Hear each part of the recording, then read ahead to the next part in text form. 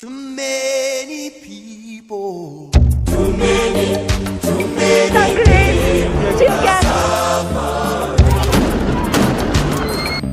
Angeke sizwe ngapho.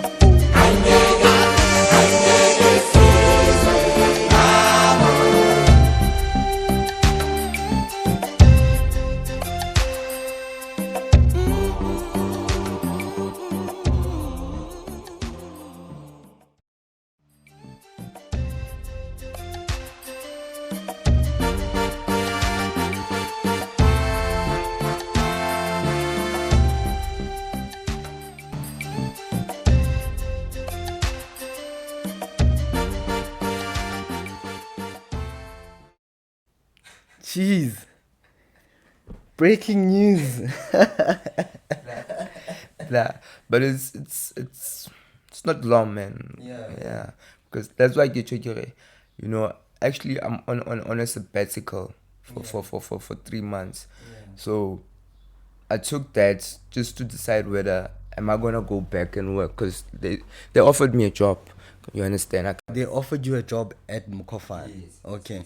So Yes, because I know most of the work, so I have to transfer that to the next person. Keep relationships that are already existing with the company. I need to keep them open, and you understand. So they offered me a job, and I was like, let me take 3 months. Yeah, and, I'll see if I wanna work for you guys. So did you sell it? Like, did you sell 100%? 100%. 100%. 100%. So you didn't feel the need to actually keep a certain percentage. Nah. Sold it. Jeez. So now I want to talk in terms of funding. Yeah. Nah. How difficult was it for you to get funding in order for you to grow your business? And would you say that you decided to sell your business because of the lack of finances, that like you couldn't get the help that you need in order for you to elevate your business to where you wanted to see it? That's one of the reasons. Okay. But not the real reason. I sold because I wanted something new, dude. I want to start fresh. I'm looking at my age. There's a lot of things I want to do. You understand? There's like I said, I believe I'm a servant of the universe. So when I feel like, okay, this journey is now run out for me, I have to now embark on a different journey. You understand? I mean, I think it also comes with age. Priorities change, focus change. There's a lot of things that excite me less. You understand? So for me, it was more just about, let me see what I can do. Let me see what the world has to offer. You know, like I said, I'm still trying to figure out if I should pursue law straight, or if I should go into being a diplomat. You understand? Because I'm fascinated by networking and meeting people from different countries. I would love to do that. I would love to go. Like, actually, my goal is I want to retire in Ethiopia. I want to buy a house in Ethiopia, and I want to go live there. So it's those type of things that I start looking at. I'm like, okay, I'm 33 this year. You know, what else can I do? I mean, by the time I'm 50, I don't want to be that old timer in the club, dude. I want to have a farm. So would you say that did you have you ever applied for funding to the government? Plenty. Yeah. I've gotten assistance. Yeah. So you would say that they've helped you before? Yeah, but it came with a lot of conditions that I didn't like. Okay. I remember there was the first time I got funding, I won't mention the department. Yeah. Again, it went back to the contracts thingy. Yeah, went back to the contract thingy. They give you funding, and then they will tell you, this is what you can do. You can't do this. Jeez. You understand? So there were conditions. Yeah, like you can only work at this space, you can't work in that space. And I'm like, dude, my business it's national. I have clients in Cape Town, I have clients in Joburg, I have clients in Botswana, Namibia. So what do you mean I must be limited to this space? How do I grow my business? Oh, so it was a thing whereby, like, for example, if it's Gauteng department that is funding you, you have to only work in Gauteng. Yes, sir. And whatever, let's say they gave you money and you buy equipment. Yeah. You can't take your equipment to Free State. Even though Free State is booming with business. You can't. Sure. You understand? You can't at all. At all. Wow. Dude, it was one of those things. I remember when I got funding for the first time, I think it was 100K. But I worked for that money. That's another thing. Because it was a competition, I came third. So for me, I worked for it. I earned it, but it still came with conditions. You understand? It came with conditions. And I think the following year, it was election year. And I remember somebody calling me, telling me how they want to use my brand to endorse a political party. And now this was now with connection to, we gave you funding, so you have to do this. Like some sort of slave trade. Like Exactly. And I told them where to get off, and I remember the HOD of that department even came and told me, oh no, this is how. And I told him, dude, you know what, take your stuff, whatever it is that I bought with the department's money, take your stuff. I'm not gonna be one of those guys you tell jump how high, whatever. You understand? And then the second time when I got funding, it took me 2 years to actually get in. It was actually when we were launching Dintle. Okay. It took me 2 years to get funding. Everything was approved. Everything. All I had to do was just pay. Yeah. And I waited 2 years. I had to contact the CEO of that department. And within a week, everything was paid. And I was like, dude, why was there a wait? Why was this blah, blah, blah, blah? And nobody could tell. And for me, it's one of those things that frustrates me. That either you get help with condition or people just don't want to help you. Now, imagine somebody that's not me, that doesn't have the information I have or the experience I have, and they have a pretty good business but they can't get funding. Those are the things that frustrates me. You understand? They would rather find somebody because somebody's going to give them something. Or they want a certain portion of your company.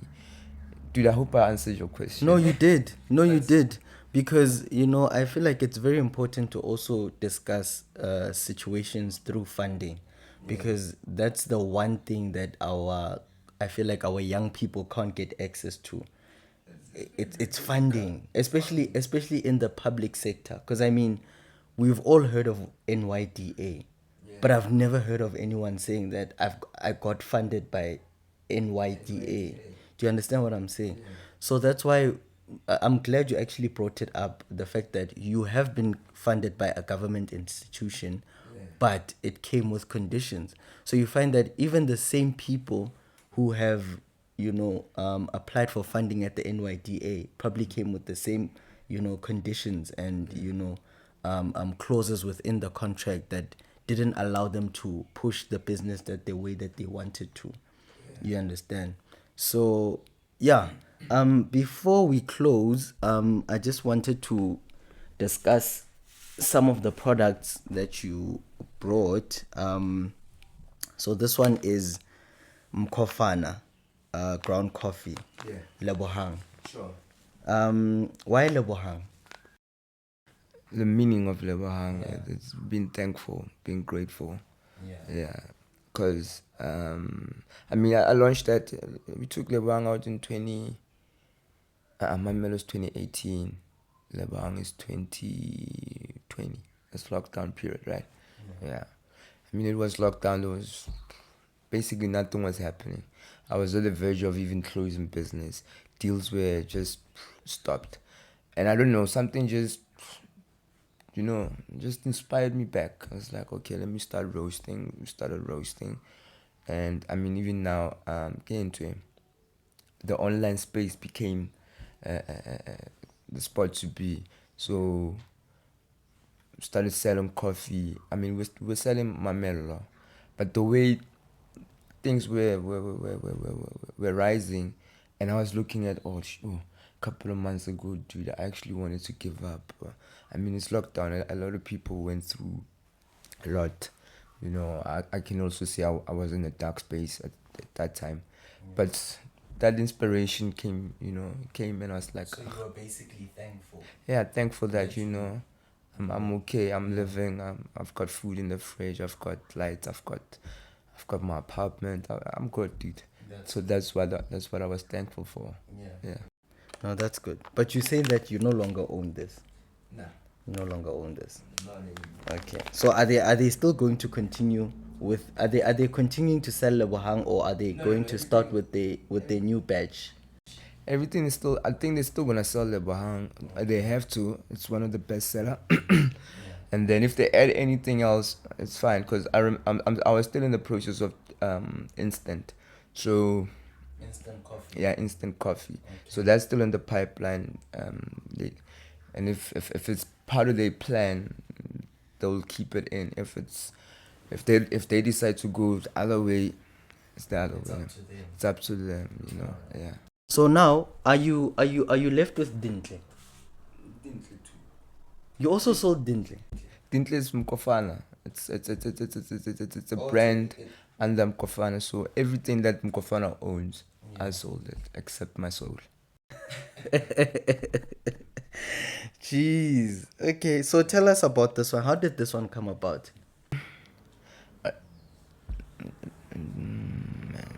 It's kind of again 2021? Yeah, it's last year. So me and my friend Ntopuleng, she owns a wine. She owns her own wine. And then we were just talking, because most of the times like wine pairing, chocolate pairing type of thing, coffee pairing, all of that stuff. And we were just discussing like, yo man, how would it be if actually I wanted to do hot chocolate. Okay. Yeah, that's what I wanted to do. And then she was like, no, why don't we do bonbons? Okay. And I'm like, okay, but how is it gonna work? Because bonbons, she wanted to infuse chocolate with her wine. Okay. Yeah. So basically that's how it actually started. And then we were like, let's see what we can get. And then we ended up having Dintle. We started Dintle. We first started with 3 flavors. And then, okay, they didn't go that well because it was dark chocolate. And then we decided, okay, because of the market we're trying to cater to, the people that we're speaking to, let's rather do what they like, which is your milk chocolates. And then, yeah. All right. Because I remember, I can't remember when it was. I think I was having a conversation with you at your place, and you were actually mentioning how, you hardly find people of color who own their own chocolates. Nah. You understand? Yeah. So you were like, you know what? You want to actually be a part of the people who break that curse. Yeah. You understand? Especially, I don't think in South Africa or in any part of Africa we have a chocolate that is that has an African name. You understand? Like, for example, Dintle. I don't know. Maybe you'll correct me if ever there is. In Africa, yes. I mean, cacao is from dudes, Ethiopia, Kenya. Like Africa is a beautiful continent, bruh. We've got all these beautiful natural resources that the Western culture took, and then they sell it back to us. Yeah. You understand? So that's something I always think about. Like, why would you take something from here and you take it to your neighbor, and then your neighbor does whatever they does with it, and then they come sell it back to you when it was yours in the first place. I mean, they take it from you for free. Yeah. But when, Doesn't make sense. like, and then who's the consumer? Who's the biggest consumer? It's us. It's us. So why don't we own what we consume? Yeah. True. You see, that's something that also that fires me. It's like, oh, like okay, there wasn't a lot of black people in chocolate. Google now. Yeah. Google now. I get people that want to start their chocolate brand almost once a week. Jeez. You understand? Yeah. Almost once a week. And for me, I'm proud of that. It's like, okay, we broke that stereotype. Now there's people that want to try something new, because the world is full with endless possibilities. Yeah. You know, we can't do the same thing. Yeah. So, and sometimes I didn't know, because it's not as glamorous as social media says it should be. Dude, entrepreneurship is not glamorous at all. What you see on TV, what you read in books, that's not entrepreneurship. Entrepreneurship is brutal. Entrepreneurship is in the streets. Entrepreneurship is that lady that wakes up every single day, whether it rains or shine, and goes and sells halls, tomatoes, whatever. You know, that's the case. It's not glamorous. Yeah. You understand? But that's entrepreneurship. And I think a lot of young people need to hear that, because they have this thing where they think that the minute they start something today, and then tomorrow Standard Bank is going to be knocking at their door and saying that, wow, you're so powerful, I want to. No, you need to put in the time, you need to put in the effort, you need to the consistency. I always talk about consistency, showing up every day even when you don't feel like it. Do you understand? You know what I do most of the time? I have a to-do list. Yeah. Like, I plan my week a week before.